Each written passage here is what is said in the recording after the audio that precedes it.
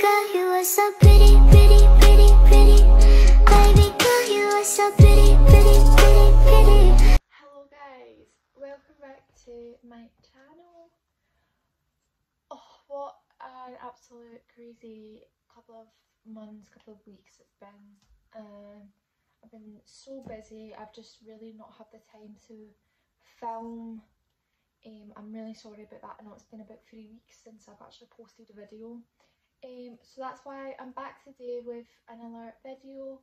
Today is going to be just a little girl from what you guys have requested that you want me to talk about. So yeah, I really hope that you enjoy this video. Please subscribe, give this video a little like, it's very much appreciated, and I hope you enjoy. Can you talk about your birth story, what the recovery was like, and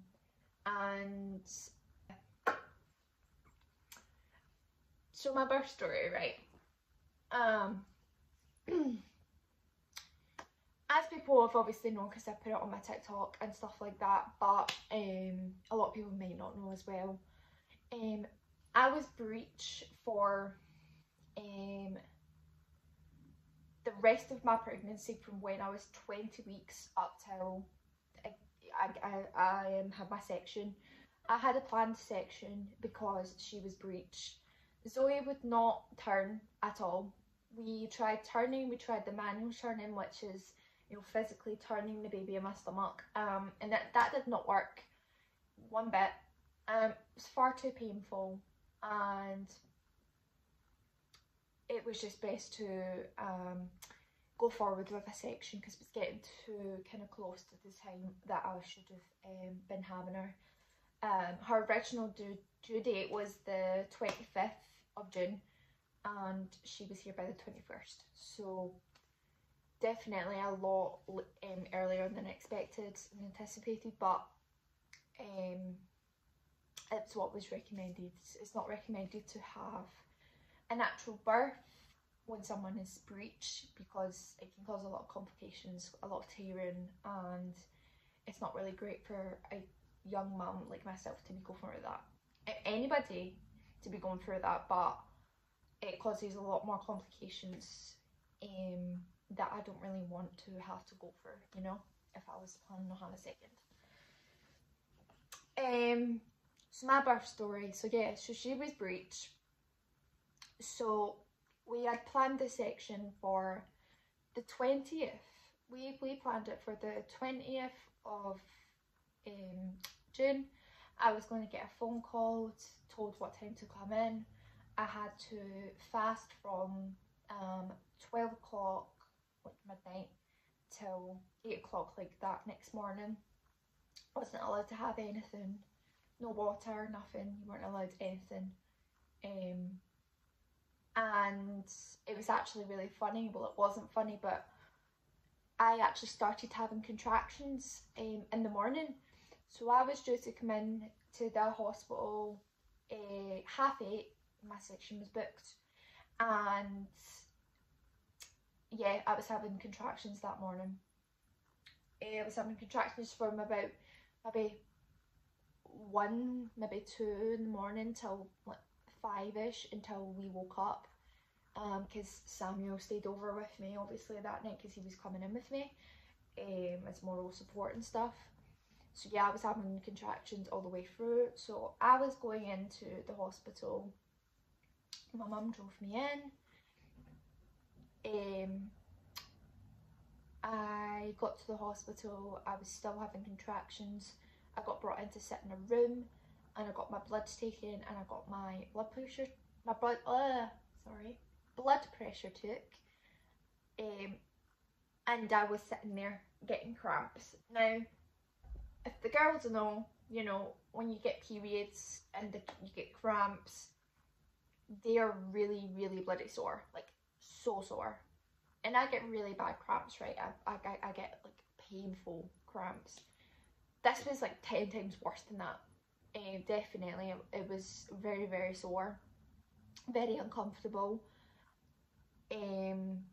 So I'm sitting here getting my blood took, I'm sitting here getting my blood pressure taken, and I'm thinking I'm gonna pass out. I was okay. I got given some water there because I had to take 2 tablets for pain relief before I went in, so I took them. So I was feeling a wee bit okay after that, I guess. Not majorly, but it helped a little bit. And then I got taken into the waiting room. So I was taken in, put in a hospital bed, and I had to sit there until I basically got called. So then we're just sitting here, me and Samuel. He's holding my hand because I'm nervous, of course. I'm about to have, you know, major abdominal surgery. So the doctor comes in, a person that's going, the anaesthetist, I don't know how to say the person's name. The person that's going to do the epidural. So you obviously need to get an epidural before you get a section.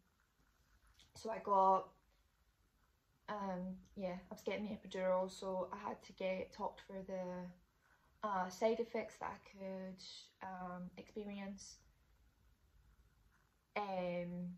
That was really fun. So he comes through and he's like talking to me. It feels like forever that he's speaking to me. I'm just, you know, nodding along and just agreeing with everything he's saying. He's telling me I can have headaches, he's telling me I can have backache, he's telling me I can have problems, he's telling me I can develop, you know, a lot of problems afterwards.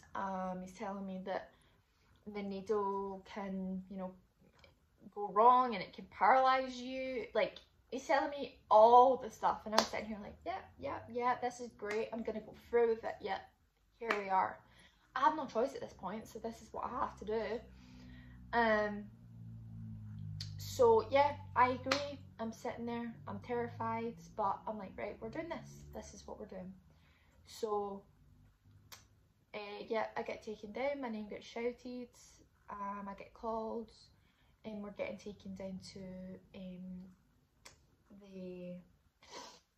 it's just like a little waiting area before I go into the theatre, because they have to get stuff prepared. Before this, I've put on a hospital gown. I'm down to nothing underneath. It's just this hospital gown, and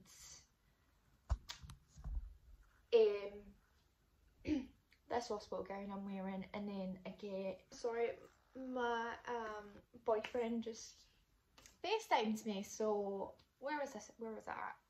Yeah, so I put like the cap on for going into theatre, and I have, no, that's not, no, Samuel puts on the cap. I've had to put tape on my piercings because the lights and the, like, something, I don't know exactly know what it is, but apparently it's not safe for being in theatre. Sorry, I just did some movies there. So yeah, we're just sitting here, I'm shaking, I'm terrified, and then we get called in. So I get told to sit up on the bed, facing frontwards, and there's this little stool. So like, imagine I'm like sitting like this way, I'm just sitting still, and they tell me that they're gonna put a little plastic sheet on my back, and this plastic sheet is going to you know, keep, like, basically like show the place that they're going to insert the needle, basically. So they put this thing on my back, and then they take this freezing cold spray, and I mean, this is so cold, and it's supposed to just numb it, and this is absolutely freezing, and they spray it on my back, and then they inject the needle. I have to stay perfectly still, and I cannot move at all. I have to sit straight like this with my back, because any movement, as I said, can go wrong. and they put the needle in, and then they say that I should feel my left side start to go numb and warm, and once that happens I have to lie down on the bed. So that's what I do. I lie down on the bed, and by that time everywhere's going numb, you know, from the waist down everything's numb. I cannot feel anything. I cannot feel an entire thing. It is all just, it's like when your arm goes dead, when you fall asleep on your arm, or when your foot keels over, you know what I mean? It's that type of feeling all over, like from this bit down. So the person's just lying me down and speaking to me, asking me if they want the drapes up and stuff, so the below thing where you can't see the baby until it's like held up, so it's a surprise sort of thing. And yeah, so we get that up, and they basically are just like talking me through everything. They put some injections into my cannula. Yeah, because I've had a cannula in at this point. I forgot to say I got that injected before I went in. So they're just adding the anaesthetic into that, so that I won't really feel anything. And until I cannot physically pull my leg up, that is me like ready to, you know, have the section. Once I cannot pull my leg up, that's me ready. So they go, right, you're ready to have a C-section, and that's it. They already start cutting me open. So this person's just talking me through everything. He's just like speaking to me like what we're gonna do afterwards, like when we go home, and you know, if everything's planned, and what we're gonna name her or him, you know, all of these type of questions. And you know, they're just casually, I can feel just movement. You cannot feel anything else. It's not painful. I just felt, it's the only way I can describe it. It's just someone tugging you about. That's the only way I can really describe it. So it did not hurt at all, and I'm just sitting there, and you know, I can't really see anything. I'm just like, you know, like what the hell's going on? And he's just like talking me through, right, we're almost, you know, halfway through. It's like, okay, you know, you had 7 layers to cut open, but yeah, sure, you know, it's crazy to think that that's what's happening. Your insides are basically getting removed so that they can get this baby out, and it's crazy to think that was happening, and it was so weird, and I didn't understand it until, you know, like they said, like, okay, so you're gonna feel a lot of pressure because they had to press down now to get the baby out, and that's like the most pressure that I felt. It was definitely very, very heavy-handed. It felt like, you know, they were going to break my ribs. That was the only pressure that I really felt. The rest of it, I can only describe it, and I've told everybody this and they laugh in my face and they're like, never really thought of it like that. It feels like a million tiny kittens like prodding on my stomach. It felt like kitten paws. It felt like just the softness from it. That's the only way I can describe it. And it sounds really stupid, but because you can't feel anything, that's the only thing that I felt was like kitten paws. And then it was just a big push down on my stomach, down on my chest, until they brought the baby out. Pulled her up, and he said, it's a gorgeous baby girl. And I was like, I know it's a girl. No, it was a girl all along. And, you know, they put her on my chest. Immediately put her on my chest so that she could get skin to skin contact. She, you know, lay there, and if anybody saw the pictures and stuff, because I've put a few pictures up on my TikTok and stuff, you know, her hands open like this when she's up and covering her face. It was so cute. Obviously we're crying, you know, it was the most amazing thing ever. And I loved every minute of it. So they took her away, and sorry, Samuel cut the cord, and got some pictures of that. And yeah, we got put back onto the beds. So, you know, they went 1, 2, 3 back onto the other bed. That I felt nothing, and I wasn't allowed to move for the next hour. I was in recovery. I was not allowed to move for the next hour. I had to take medication. They had to take my bloods every 2 hours. They had to go and check the vitals and check Zoe to see if she was okay. And I had strep B, which I didn't know that I had strep B when I'd had her. So she had like a little rash and stuff, and she had to get a wee bit extra care looked after her. But apart from that, it was completely fine. There was no complications. So yeah, we're in recovery. I get my toast and tea. They are not joking when they say that toast and tea after you have a baby is the best thing, because oh, I did that. I destroyed that. Now, I'm not a big eater. I'm really not a big eater. This toast and tea, oh, I had 4 bits of my own. I'm pretty sure. I don't know if it was 2 or 4. And then I had Samuel's toast also. And then the cup of tea. It was, oh, it was gorgeous. It was lovely. And then we had to try and feed her with the little like baby milks, the little Actimel ones. She was struggling to take the teat at first because the shape wasn't the one that she was used to, of course. You know, babies are used to a certain kind of shape and teat, and they're not, you know. Yeah, so she was basically struggling to take milk, so the nurses that were trying to get her to take it whilst I had my tea and stuff. And then, like, you know, we FaceTimed my mum, and we FaceTimed Samuel's mum, and, you know, they were crying, and it was so great. And everybody then came up, you know, the hours after. I would say that definitely that was overwhelming. The amount of visitors that came, I think I had about 8 or 9 people come up. I was exhausted at this point. Like I was like, you know, almost falling asleep.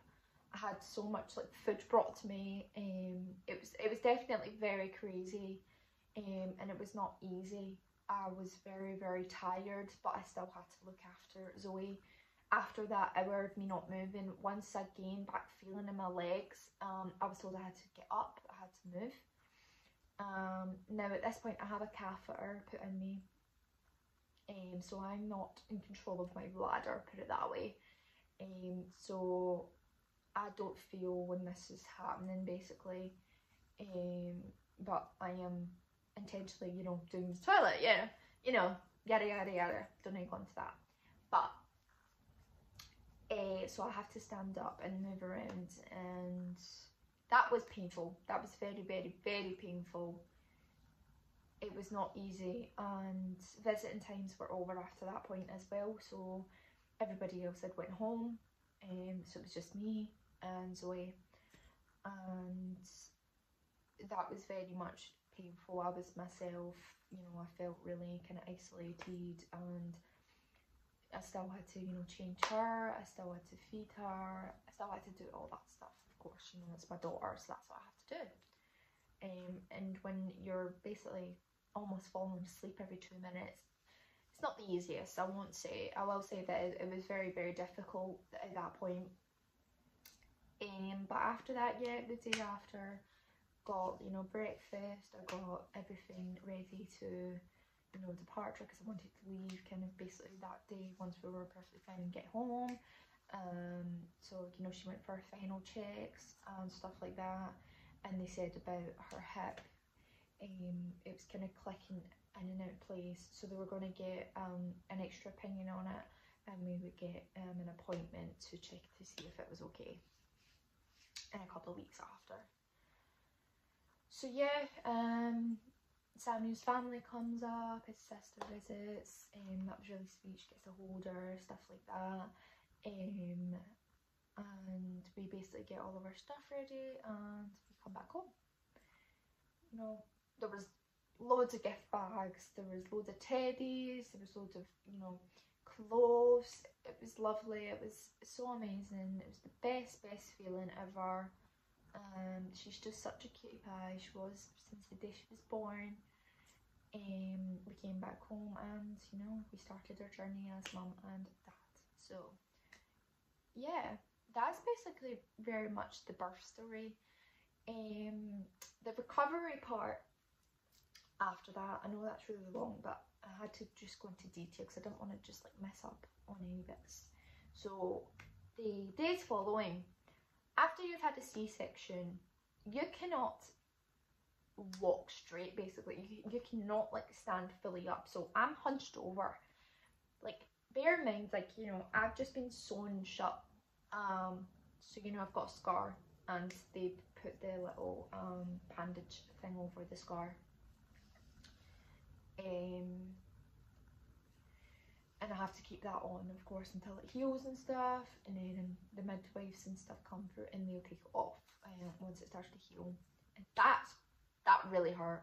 Let me get into that. So yeah, the days following, so yeah, taken after a newborn, very difficult when you're sleep deprived, when you're really sore. I was extremely sore.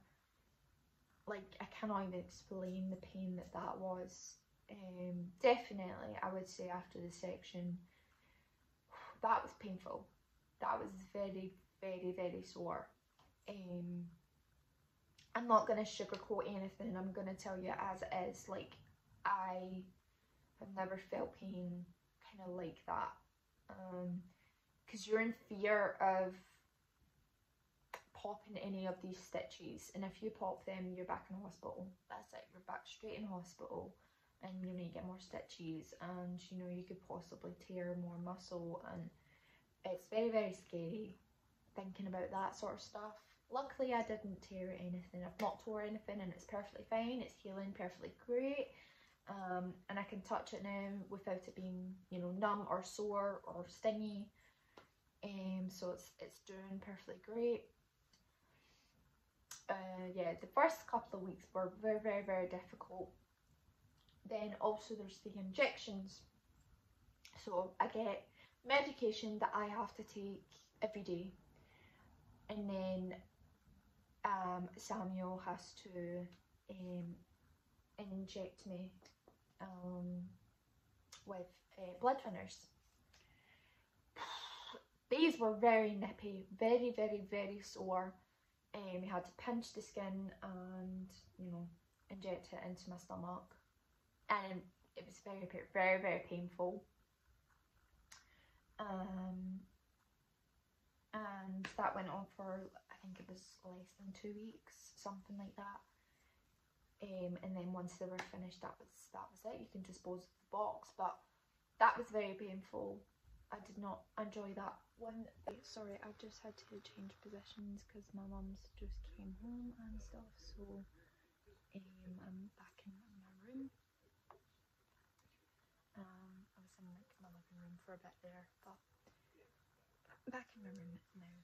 So yeah, I was taking blood thinners and they were very sore.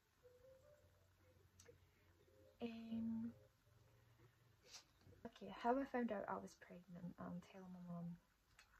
So I found out I was pregnant because October time, this was about, so it was like a week after Halloween. I went on Everyday Bender, right? Put it this way. It was one of my friends, you know, past friends' birthday. It was her birthday, so we went out for a meal and stuff, and I had a couple of drinks that night, and I was, you know, quite drunk. And then I stayed at hers. Then the next night we went to a party, and at that party I got very drunk. Had a good couple of drinks, and then I drank like maybe 2 things after that day. I just had like 2 in the house or something. I think it was something along the lines of that. And basically, when I'm hungover, You know, I get sick, like I don't get like majorly sick, but you know, I threw up, and you know, I just get some water and some paracetamol and I go to bed and I'm fine. But I noticed that it was like a week following this and I hadn't gotten better. I was being sick every day. And it was really confusing to me because like that's not normal at all for me. And then it became like a week after that and I'm still being sick and I'm getting headaches. And I'm getting cramps and it just felt very, very, very odd. And I also didn't get my period, which it's kind of the #1 tell. You know, I was late. I was like 10 days late, and that's not normal for me at all. So I said to Samuel, I was like, I think we should get some tests just to be sure, because this doesn't feel right. It doesn't feel normal why this is happening to me. I just want to, you know, rule that out. So we got the tests. This day we were planning on going, we're going to the pictures, we're going to cinema to go and see something, and we're going for like some food afterwards. Just a little date, because we haven't been on one in a wee while. So in the morning, I know I went and took the test. We were just sitting in my bed and we were waiting on it to obviously show, and I said I'll look at it first, and from my reaction, you know, he'd be able to tell. And in that moment, like, I just felt like I knew, like completely, like I knew it was gonna be positive. Like something in my gut was telling me it's positive, it is, and what you're gonna do is terrifying, scary. As soon as I pulled the test out and I looked at it, I didn't have to take one glance at it. I just looked down and there was 2 prominent red lines. Now these lines were like, you know, on a COVID test, like when you see when it's like that purple red line, there was 2 of them staring back at me, and I was, oh my gosh. I didn't obviously say that word, I said another word. I'm not going to say that on here, but I said that word, and I turned to him and he was like, let me see it. He was like, you are, aren't you? And I was like, I was speechless, I didn't know what to say. I just handed in the test and he was like, oh yeah, you are, yeah. What do we do now? Well, what is the plan? What are we going to do? How are we going to tell my mum? How are we going to tell people? What's the plan? What are we doing? Are we keeping it? Like, we weren't even thinking about that sort of stuff. I was just like, right, okay, we're gonna go to cinema, we're gonna go get some food, and we're gonna think about it then. And I thought about it like that whole time. We're sitting in the restaurant and we're talking about what's gonna happen. You know, because I'd already decided that I definitely wanted to keep it. Like, I wanted to keep this baby. I know it's going to cause a lot of problems, it's going to cause a lot of decision making, a lot of changes, of course, but I was for sure wanting to keep this baby. Samuel didn't really know what to do. He was very, very scared. He didn't know if it was the best decision for us at that time, but whatever I was going with, he would back me up 100%. So that's us, we decided we were going to keep it. So as far as telling my mum goes, we were in the cinema, and I know you're not supposed to be on your phone in the cinema, but I was on my phone, bad me, and I was just like, I'll just send her a text and say that I need to talk to her tonight. And it was as if like I think she just immediately knew, because I texted her and I was like, hi mum, am I okay to talk to you about something tonight, and I've got something to tell you.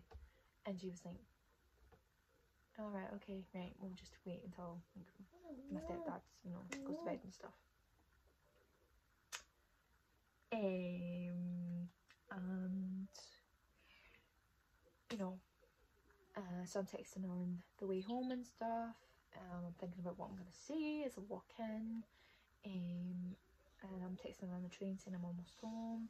And she was like, is it what I think it is? So I was like, oh no, I think she knows what it is. And as soon as we basically kind of, you know, got to the house and I got on the door and I saw her face, like, she immediately knew. She immediately knew.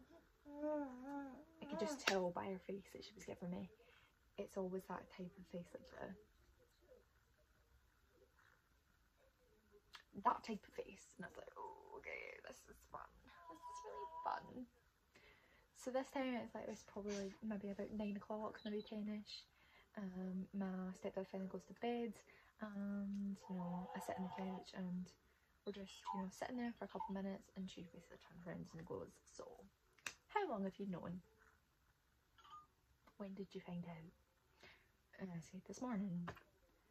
And I say, yeah, I found out this morning. I didn't really know what to do, so we kind of just went out and thought about what we were going to say. And this is me telling you now. You know, but at this point she didn't think I was going to keep it, and I hadn't mentioned that yet. And you know, she was just like, oh, so what's your plan? Like, what are you going to do? Like, how are you going to make an appointment? You know, like, to think about terminating it, right? And I was like, no, it's obviously going to be a bit of a shock, and it's going to be difficult, it's going to be hard, but me and Sammy are willing to go for it. And she was like, oh, so you're keeping it? So you're keeping it? Okay. That was obviously a big shock.